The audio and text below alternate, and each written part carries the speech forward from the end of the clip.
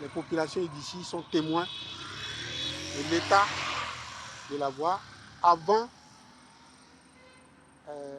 ces travaux qui sont réalisés. Comme pour prendre à témoin ces administrés de la pertinence des travaux en cours et qui viennent changer radicalement le visage d'une route inter-État, il y a peu totalement dégradée et difficilement praticable. Ici, à Dassa-Zoumé. Dassa-Zoumé, point de départ des travaux d'aménagement de cette route inter-État, considérée comme l'épine dorsale du Bénin. Ces travaux s'étendent sur 210 km entre Dassa et Parakou. Concrètement, le chantier est divisé en deux types de travail. Donc il y a un premier type de travail qui est le recyclage de la route existante et l'application de la couche de base et du bébé.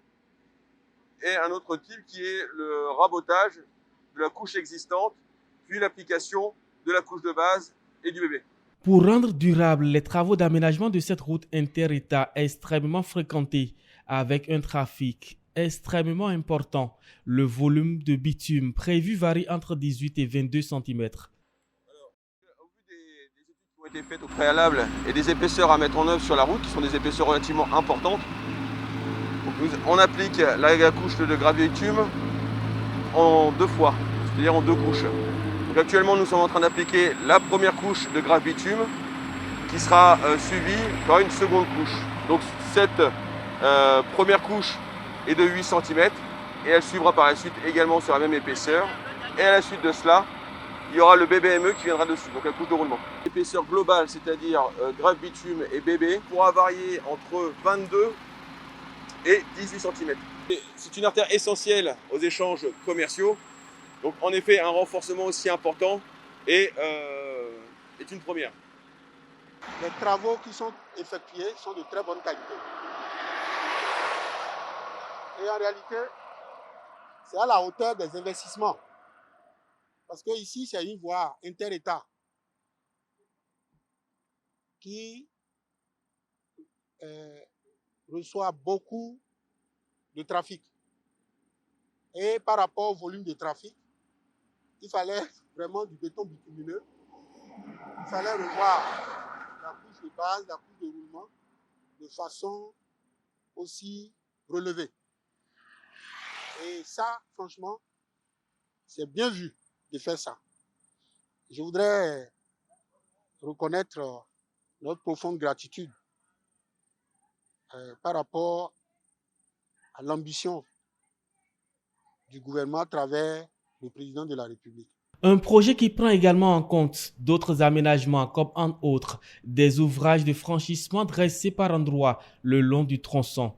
Avec ces travaux en cours, c'est le trafic qui reprend vie avec des usagers qui retrouvent le plaisir de la route. Ah, ce gouvernement-là, c'est très bon. Hein. Le gouvernement maintenant, c'est bon plus que l'autre là. Avant, c'est gâté. Avant. Maintenant, ça va bien, très bien. Oui, la voie, elle est praticable. Et même on peut dire qu'elle est très bien praticable. Aujourd'hui, en temps, on fait de Boycon à Anseké pour aller chez nous à Wessé. On fait banalement 4 heures de temps. Mais maintenant, là, au plus 2 heures avec les mesures de vitesse, on fait 2 heures. On salue notre président, lui dire merci pour le travail abattu. Nous, conducteurs de gros porteurs, souffrions beaucoup sur cette voie. Mais maintenant, nous conduisons avec beaucoup d'aisance.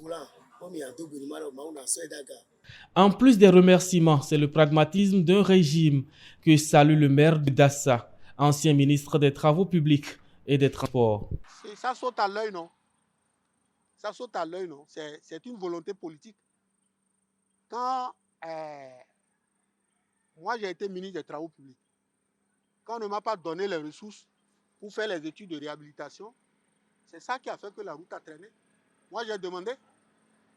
Maintenant, quand on a laissé la route se dégrader, nous tous, du nord au sud, nous sommes tous les usagers de la route. Nous savons quelles difficultés nous avons éprouvées. Mais aujourd'hui, nous voyons quelle facilité on a. Et on ne peut que saluer le pragmatisme et la méthode de travail, la rigueur du pouvoir de la rupture.